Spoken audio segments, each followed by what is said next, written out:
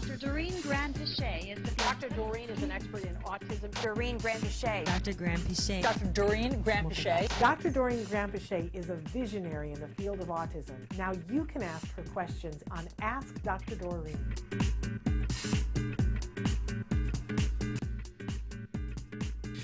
Okay, and then we had another question about food, that lots of people in Bangladesh believe that if they stop some specific food, their child will start talking. What will be your opinion, Dr. Doreen and Shannon? And somebody else wrote in answer to that and said that many people talk about the gluten-free, casein-free diet when talking about this. So what is your opinion? Stopping a food, enabling your child to talk? So let's just take a moment and talk about kind of the whole science of it, because I don't want to just say, yes, if you stop certain foods, your child might be able to vocalize better, or no. I'm going to give you the kind of background of the whole thing. So the concept arose when the realization came about for actually a parent who realized that when her child was drinking milk, he would be very much kind of out of it and in his own world and brain cloud, and not accessible. And so she started to remove milk from his diet, and actually did see a very significant reaction in her child, where her child started to pay attention now. So a lot of research started happening. This is now back in the early 90s. And a lot of people started looking at this concept and saying, hey, what is going on with that? That's sort of interesting. And for our viewers, today, if you have a young child on the spectrum, you will not even think about it, that a lot of parents are on either a casein-free, gluten-free, corn-free, or soy-free diet, and you'll be told by someone, hey, you might want to try one of these diets, or all of them, because it might help your child, and you might actually be on the diet. But the question is, why? And what is the background to that whole thing? So starting all the way back from when this one parent discovered that, a lot of research was done, and the conclusion was that somewhere around 80% of individuals, at that time the research was individuals on the spectrum, but at this point I'll tell you that it's most of us, are unable to properly break down and digest the protein in dairy and the protein in whole grains. So the protein in dairy is called casein, and the protein in whole grains is called gluten. And the way that we are supposed to digest those things is you eat the protein, and then you break it down into what's called a peptide. A peptide is a chain of amino acids, right? And then your body further breaks it down from this chain into individual amino acids. And these individual amino acids then kind of travel through the body and give your body nutrition. Now, if you are not able, and this was what was being found, that our children were not breaking down these particular proteins in gluten and casein all the way down to amino acid. They're just breaking it down to the peptide chain level.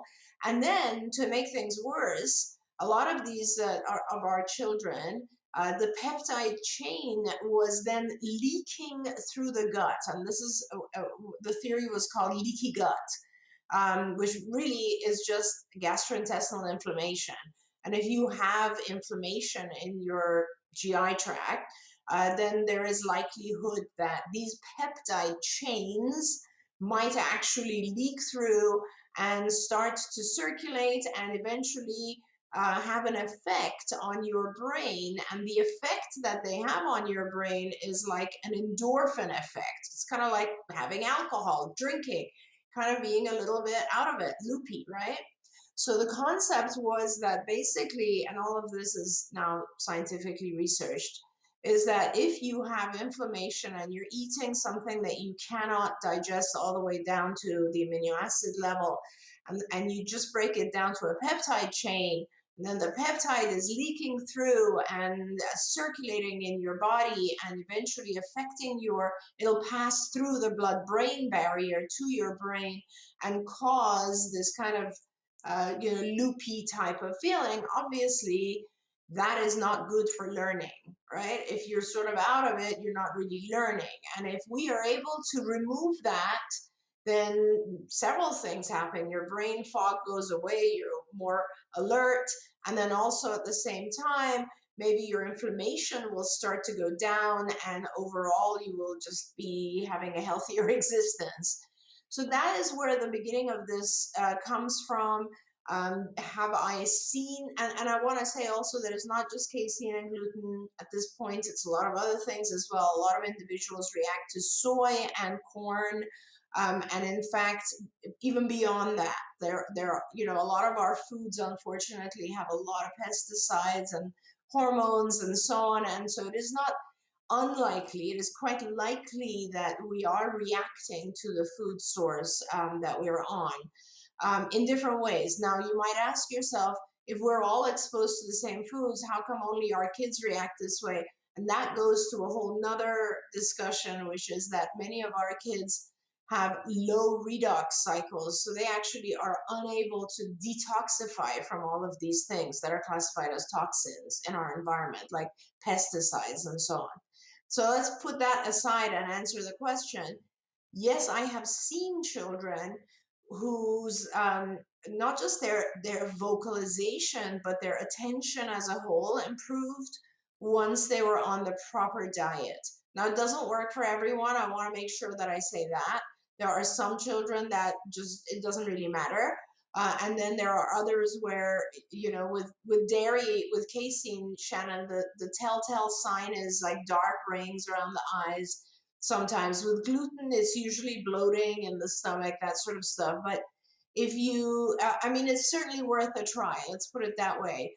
And if you're in a place where you can actually see a physician, there are tests that can be done to help identify if you have sensitivity to these proteins and whether or not you or your child should be those items should be removed from their diet. So that's Yeah. kind of a long answer, but wanted to give all the background. Yeah, I do want to say one thing that I think a lot of times people, we have children on the spectrum and we want something to help our children and to be so comprehensive, but I always get nervous about, how we group things together. And I certainly saw in my child that when we took out gluten and dairy, my child was a better student. He was in Yeah. a better place to learn. It didn't magically give him skills that he didn't possess, but it made him able to learn. And I think that's the important distinction that I just the other day we watched the Danish film that's out right now called Another Round. It's the director of it is nominated for an Oscar for Best Direction, so we wanted to see what all the hubbub and fuss was about. And it's a group of men who decide that maybe if they drink and stay a little drunk, that their lives will improve. And and these are men who are totally functional, but I mean, like, we know what's going to happen, right? They get to a point where they can't function anymore. Imagine if you didn't have a skill to begin with and you're supposed to learn it, but you're a little bit drunk or a Yeah. lot drunk. And that's what it was for my son.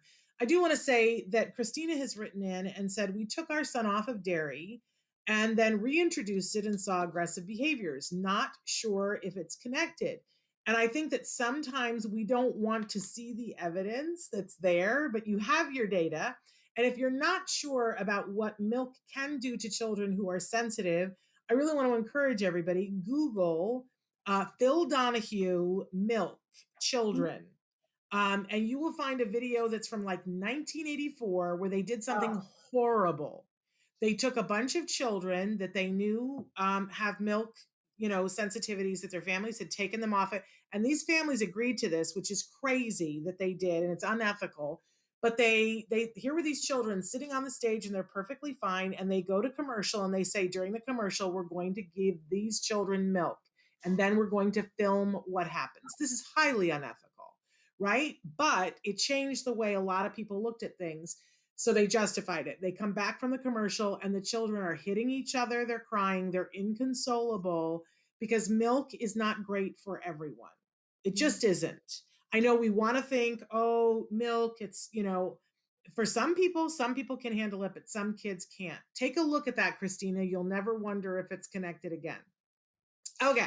And actually, Shannon, on that note, a lot of time in the in the 90s when a lot of people were trying out the diets, and I still to this day really strongly urge parents to consider some of the diets because I've seen tremendous changes in our kids. And as you said, it's not about like sudden improvement of language, it's more about learning. It's about their brain wakes up. But what I do want to say is back then when we used to like advise people to try it, it was very much this is how you know you do with dairy in particular. You remove all dairy for 3 weeks, all dairy for 3 weeks, and then you reintroduce a small amount and see if there's a reaction, like a glass of milk or something. With gluten, gluten or whole grain products, it's a little bit longer. The reaction takes. You kind of have to be free of gluten for at least 3 months in order to really see some sort of change. And it's hard, but reintroduction of the item usually gives it away. And Sharon has written in and said, we're the only species that drinks another species' milk. Never thought of it that way. Thank you, Sharon. Thanks for watching Autism Live. If you found anything helpful in this video, please give us a like. In fact, make sure that you smash that subscribe button on YouTube and give us a like on Facebook. You can also follow us on Twitter and Instagram for important updates. And please download our free podcast wherever you get your podcasts. See you next time. Until then, give your kiddos a hug from me and one for you too. Bye-bye for now.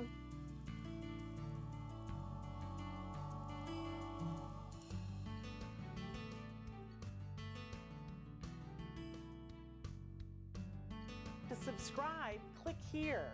And if you'd like to check out some more of our videos, click here.